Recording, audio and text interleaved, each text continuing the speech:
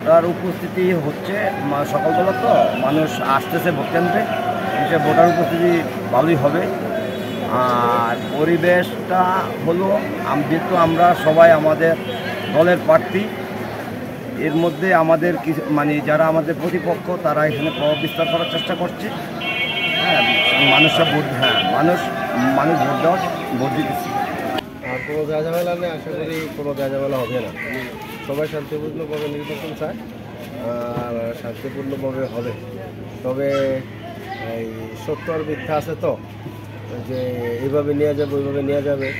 সরকার তো চায় যে ভালো একটা সুস্থ নির্বাচন, মানুষের আগ্রহ বাড়ুক।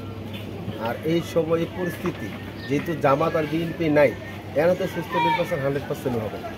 ভোটার উপস্থিতিতে আমরা ভোট প্রদান করা হইতেছে, ভোটাভুটি ভালোভাবে আসতেছে এবং ভোট দিতে হচ্ছে সুষ্ঠুভাবে।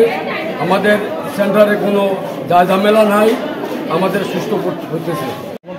প্রায় আমরা 1000-এর মতন আমাদের কাজ হয়ে গেছে। আমাদের এই জায়গায় কেন্দ্র হইল 4টা, মোটামুটি পুরুষ বুথ আর হইল মহিলা বুথ মিলে আমাদের প্রায় 1000-এর মতো কাজ হয়েছে। আর ভোটারের উপস্থিতি শুক্র আলহামদুলিল্লাহ, সবাই ভোট দিতে পেরে সবাই খুব আনন্দিত, যার যার ভোট শেষে দিচ্ছে।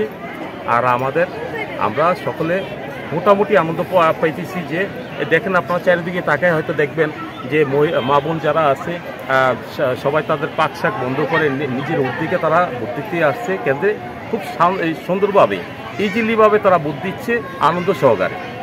আসলে আমাদের এবারকার উপজেলা নির্বাচন জননেত্রী শেখ হাসিনার ঘোষণা অনুযায়ী নিরপেক্ষভাবেই স্বতঃস্ফূর্তভাবে জনগণ ভোট দিতে আসছে এবং ইনশাআল্লাহ সুশৃঙ্খলভাবে সবাই ভোট দিচ্ছে। আশা করি সুশৃঙ্খলভাবেই ভোট প্রদান সম্পূর্ণ হবে এবং কোনো রকম সহিংসতা বা কোনো রকম গণ্ডগোলের কোনো সম্ভাবনা নেই বা হবো না ইনশাআল্লাহ।